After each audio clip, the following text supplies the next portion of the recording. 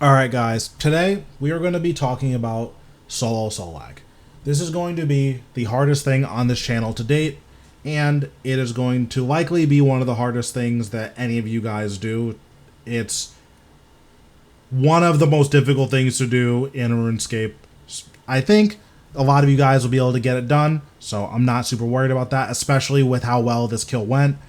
But just be aware there's a lot to keep track of, and a lot of places where you can mess up and you'll just die. So this is going to be a challenge. For our familiar, we're using a Blood Reaver. It just heals you a ton. The good thing about Solak is he guaranteed drops a Grimoire page, which right now is 5.5 mil. So as long as you're spending less than 5.5 mil a kill, you are profiting. Beyond that, Solak is also poisonable.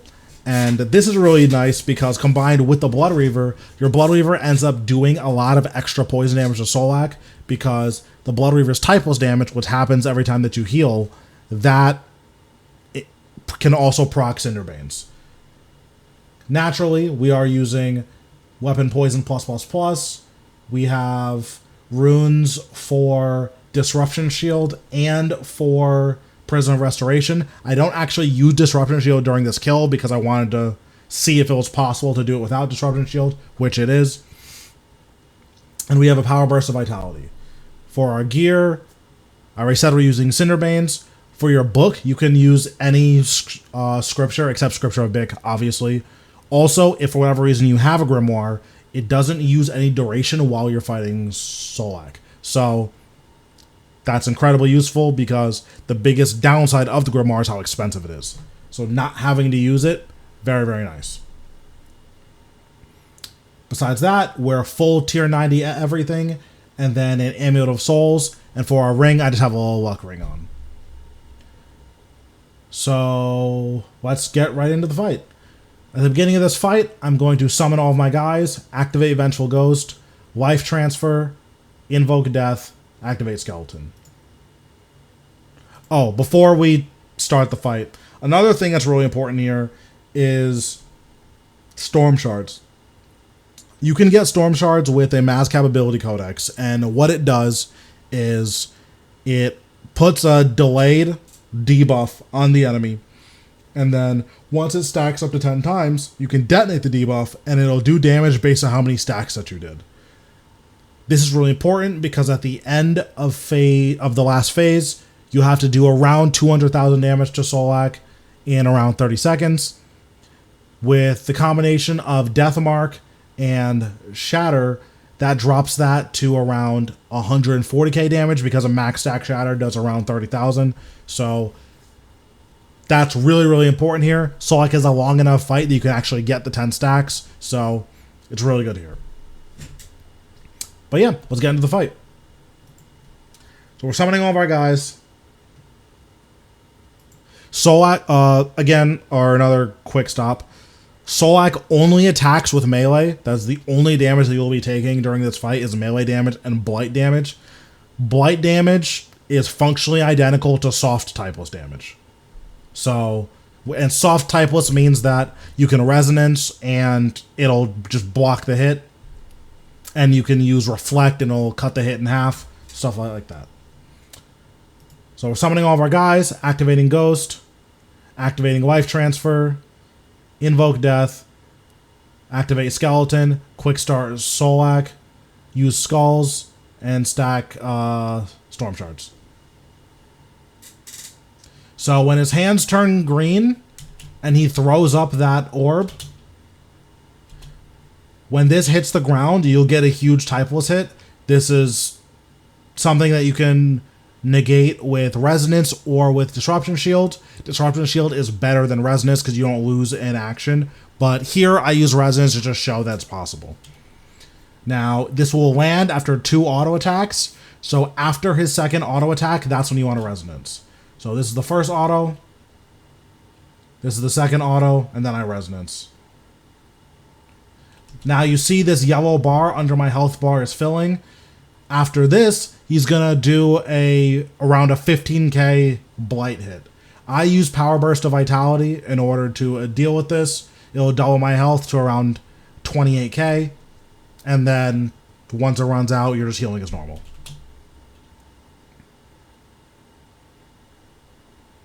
So here I power burst.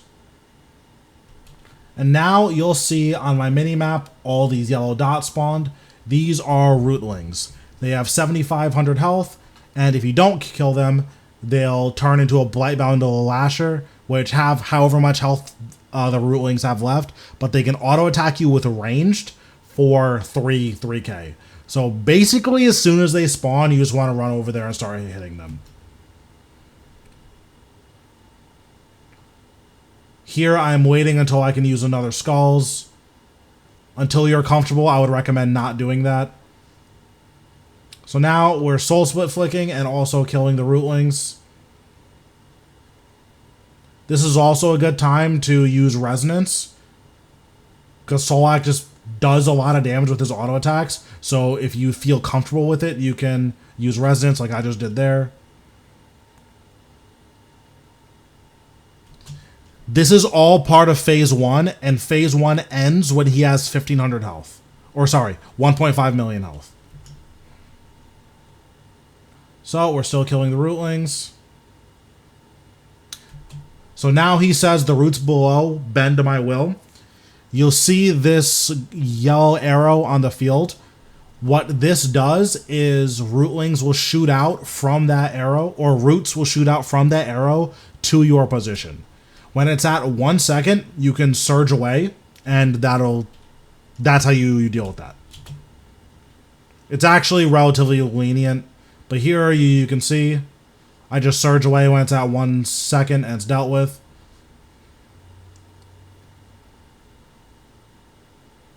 So, another thing, you can resummon your guys for free and activate your ghost for free whenever you kill rootlings because you don't have a target.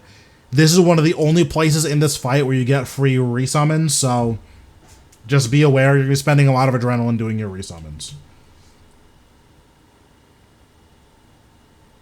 So all the rootlings are dead. I'm summoning all my guys. Now I'm going to hit Solak. I apply Storm Shards.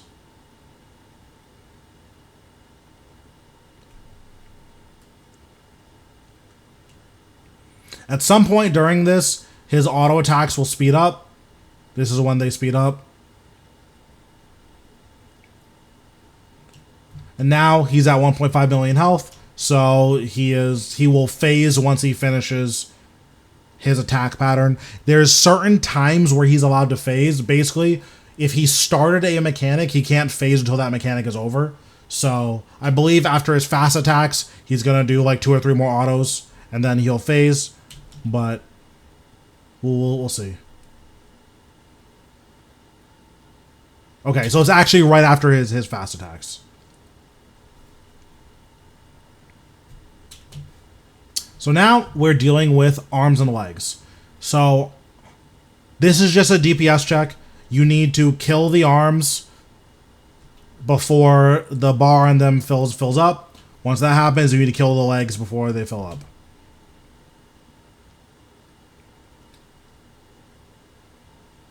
So I put bloat on that arm. I resummoned my ghost, and now I'm just using basics. Once one of these arms is dead, I'm going to reactivate my ghost, because that's one of the only other times where you're allowed to reactivate for free. Now, these legs are close enough together that you can use threads. So I'm going to use Threads of Fate. And then I just use basics.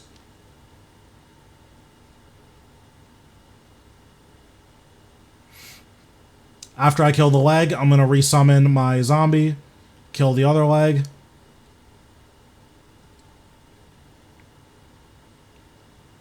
So after you kill arms and legs, you'll have to deal with a blighted core. This is another DPS check. You need to hit the core, or you need to kill it before it goes back into the body. It's 125k health. If you use Invoke Death, it's very, very simple to do. I also use Split Soul here just to speed it up. I use Skulls. I use Vulnerability Bomb. These are all really important just to maximize how much damage you're doing here. But you can see we do 100,000 damage very, very quickly. So now we're at phase 2. This is the Anima Storm mechanic. So what's going to happen is he's going to spawn 4 geyser-looking things called Anima Eruption, and then you're going to want to kill them, go into the blue rings that show up, and then click on the Anima Storm in order to clear the Anima. But you see right here, I have 5 Blight stacks. So you want to clear these Blight stacks first, because the more Blight stacks you have, the less damage due to the Anima Storm. So this lady up here, her name is Marathiel. She's the one who you go to clear Blight stacks. So now we'll continue into the phase. That damage I just took was from life transfer. That wasn't a phase transition or anything. So we're going to clear the first eruption. We're going to click on Marathiel to cleanse our Blight.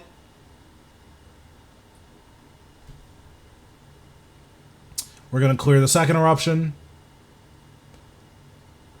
Also, just to note, before the Anima Storm is clear, you're going to see these purple bombs drop down. These add 1 stack of Blight, and then also do like 2k Blight damage. So now this ring is going to take me up. When it takes me up, you just spam click on the storm.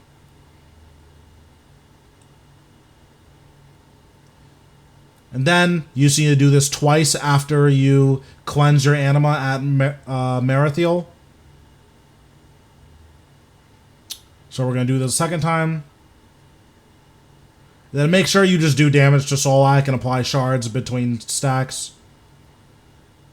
So here we're going to clear the rest of the storm. Now we just need to kill the last Anima Eruption. Just using basics, nothing super special here. After we kill this, we're gonna equip Excalibur to unsummon our skeleton, then resummon all of our guys. We're also putting down a Prism of Restoration to make sure that our Blood Reaver lives. And now we're gonna do a Living Death rotation. Specifically, this is the rotation I showed at the beginning of my Rossiel video, where you're gonna Skulls into Living Death, and then do your Finger of Death, basic attack, and Skulls as necessary. Then we're also going to apply a Storm Shard at some point. So when he says, rip the earth open, spill the blood of life, you're going to see these purple Anima Bombs. These will come up in the air and then slam. When they slam, they'll do progressively more damage based on which slam it is.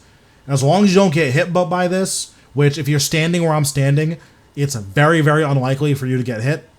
It can happen though, so be aware that it can happen. But as long as you're standing here, it's very unlikely that you'll get hit. They start out at like 1500 and then they go up to around 8000 damage.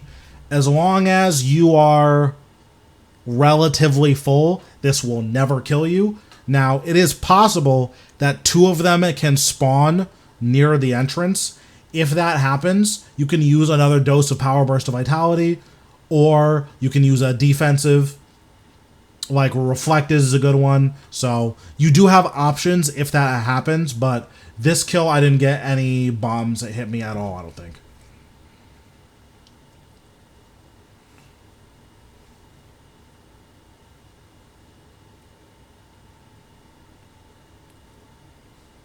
Yeah, we're just doing Living Death rotation here. So that bomb is pretty close to me. Hits me for 4k, which is fine. Our Blood Reaver and Vengeful Ghost are keeping us full. So this phase ends when he is at 800,000 health and his percentage bar is 0%. This will slowly drain as you deal damage to him. Once he's at 800,000 health, it drains significantly faster. So now you're going to see this yellow orb spawn. This yellow orb is going to give you a lot of damage reduction against Blight. So you're going to want to consume the blessing, and then right here is my special action button. He's going to say, What's he going to say?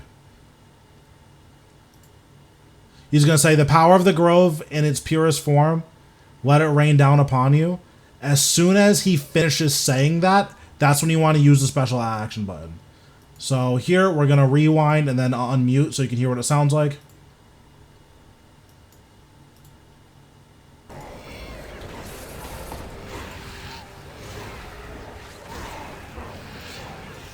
Pick up the blessing. In its purest form, let it rain down upon you.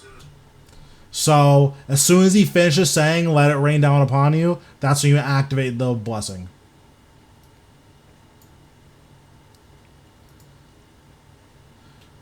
So now he's gonna melee attack while you're getting bombarded by Blight. You see them coming from off screen here. If you're not standing in the blessing, or if you're not standing in this dome, they'll do close to 8,000 damage. If you are standing in the dome, they'll do around 1,500. So something that I like to do is after 3 or 4 of these, I'll run out and then resonance one to get a full heal. So I believe it's after this one. Yeah, so I walk all the way out of the dome, resonance, we'll walk back in the dome. So now he says, I'll crush you like the bug you are. As soon as he says this, you want to freedom. Because what he'll do is he'll stun you, pull you, and then hit you with an execute. If you freed him as soon as he says it, he won't even pull you. If you freed him a little bit after he says it, he'll still pull you, but you can just move. So we'll see what this looks like. I freed him immediately. He turns around and he's going to stab his hand into the ground. Now you can run up his rooted hand. While you're running up, you're still allowed to damage him. And then when it says you strike a deadly blow to Solak, that drains 20% of this meter. Then, after he'll hit you with a melee, you see him charging his left hand. I just have Protect Melee on.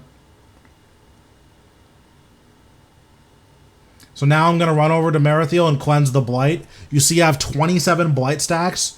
This is the only phase where this number really matters. But the more stacks you have, the more Blight damage you end up taking. So right now I'm taking 20% bonus damage. I'm just cleansing it so it makes it a little bit more comfortable.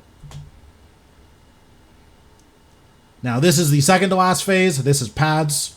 And then what you want to do in this phase is stack your Storm Shards and get Solak down to 200,000 health. And then you want to lure Solak on top of one of the pads. When he's on the pad, he'll slowly charge it up. Then once it's full, you'll be able to press the special action button to go to Solak's mind, which is where Erethdor is. Erethdor, when you're there, you're going to want to deal as much damage to him as you can. Generally, this isn't too bad. You can use Invoke Death and then Blight and just hit him with basics. That's usually going to be good enough. But here, we're just doing damage. I'm pretty much just standing here for most of this phase. Here, I'm like deciding if I want to charge the pad because I wasn't sure if I was going to one-cycle it. You can one-cycle it, and it's not particularly close. So we're going to rewind a second and unmute because this is the next mechanic.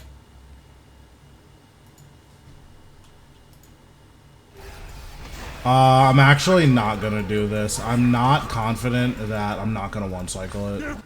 So he's going to say, give me the life you so tightly cling to. He's going to stun you, and then he's going to put a ramping Blight bleed on you. In order to clear this bleed, you just need to stun him.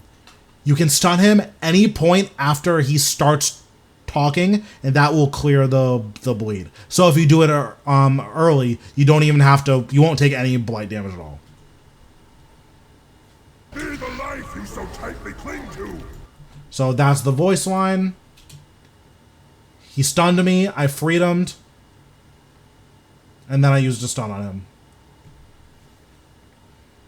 And then we're just going to rinse and repeat this until he's at 200,000 health.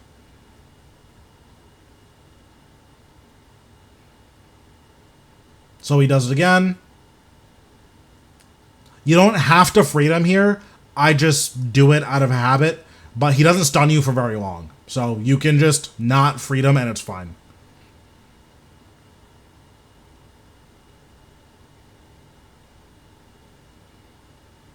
I use life transfer here because I don't think that he can kill me. I use resonance to heal up a little bit. I'm just doing my soul split flicks, using basics.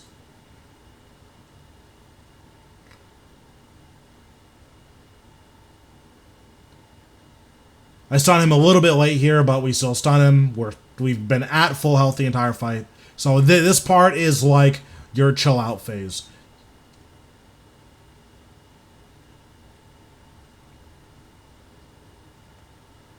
So he has 8 stacks of shards. I'm going to put a 9th stack on him now. I'm going to drag him over to this pad.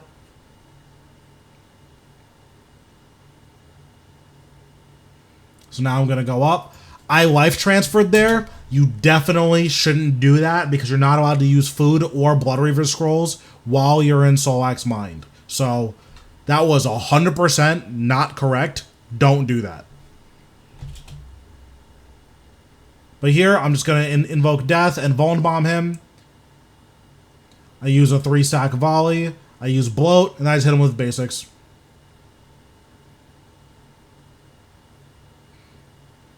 And he dies, and it wasn't particularly close.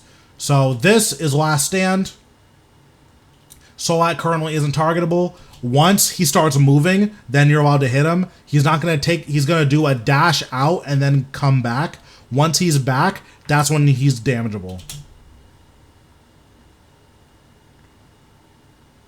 I don't believe I put my 10th stack on this kill, but it doesn't matter. So here, if you skulls first and then do living death, there's a possibility that you spend too much time building adrenaline and not enough time actually doing damage. So I opted for a safer route where I just started with living death. I believe that's more damage. I'm not entirely sure though, because with max gear, this is never close. So just something to keep in mind, that it may be worth using skulls first. Personally, I didn't feel that comfortable using skulls.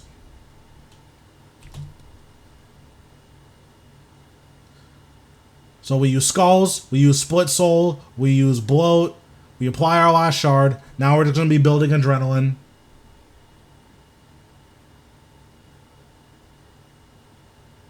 I use Shatter, does 21,000.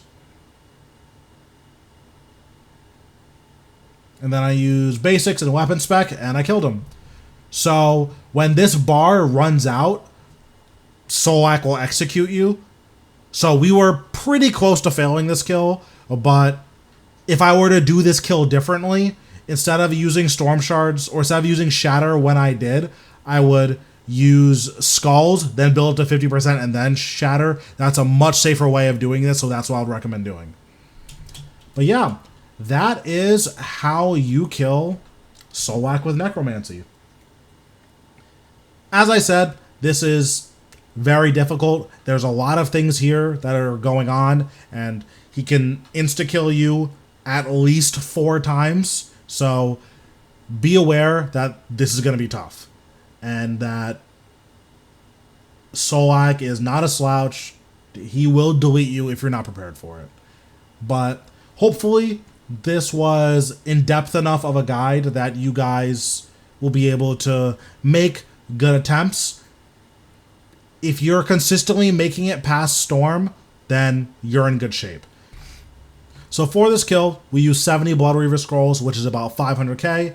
And then we're going to get, at the very least, a Grimoire page, which is 5.5 mil right now. So even with this setup, we're profiting around 4.5 mil accounting for supplies. Because all the Blood Reaver Scrolls then are potions and the runes that we're using and, you know, degradation cost. But assuming you get Stone Spirits every single kill for your entire lifetime of doing Solak, you're still making 4.5 kill profit every single kill. And this kill was 10 minutes, so with this gear, if I never hit a unique, I'm making 27 mil an hour profit, which is really, really, really good. Solak is one of the best bosses in the game to farm because once you get consistent kills, he is guaranteed money, just like Rise of the Six. But yeah, hopefully this helps you guys out. If you like the video, give me a like. If you like the content in general, Feel free to subscribe if you want to support me monetarily. You can become a member of the channel. Thanks guys for watching, and I'll see you in the next one.